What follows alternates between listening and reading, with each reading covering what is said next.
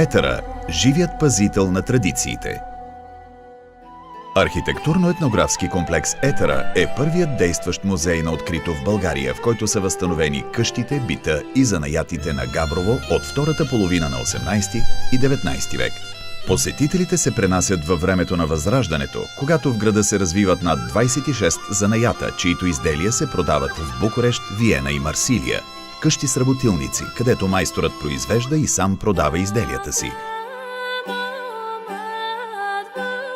Водни съоръжения, църкви, скилийно училище, часовникова кула и каменни чешми. Това е Етера, умалено копие на Габрово от преди няколко столетия. Напълно съхранено и живо.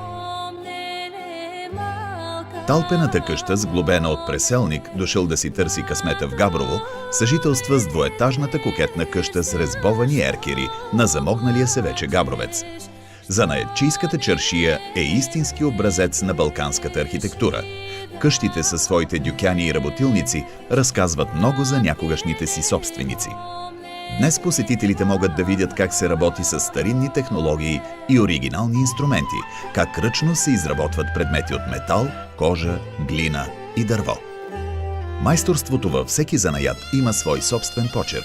Бакърджиите, които произвеждат медни съдове за дома, кафеничета, подноси, чаши и чинии, държат на изящния силует и балансираните пропорции.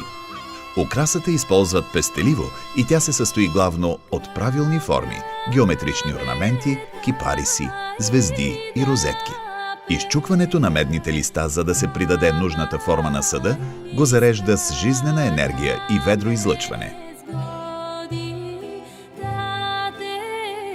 Грънчарят извайва формите на съда изпод ръцете си, въртейки грънчарското колело – стомни, кани, гърнета. Традиционните форми оживяват с нанасенето на жизнерадостна украса.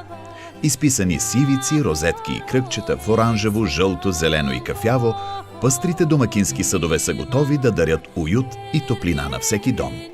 Занаяти с статут на изкуство, като дърворезба, иконопис и изработване на музикални инструменти. Изчезнали занаяти като коларо-железарство и мотавчийство, домашни занаяти като такачество, сладки занаяти като шекерджийство. Занаятчийската чаршия привлича туристи от цял свят. Те искат да чуят историята, да видят изработката и да отнесат у дома някои от тези изключителни произведения на народното изкуство. Затова всяка есен в тази автентична среда се провежда панаир на народните занаяти. В Етера пристигат майстори от различни краища на България, демонстрират забравени занаяти, състезават се и излагат най-добрите образци в изложби.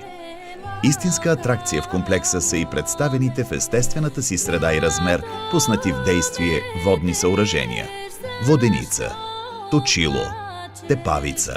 Те образуват цялостна система за използване на водата като двигател. Една традиция, родена от изобретателния ум на българина. Наречен музей на открито, етнографският комплекс в Етера е жив разказ за бита, занаятите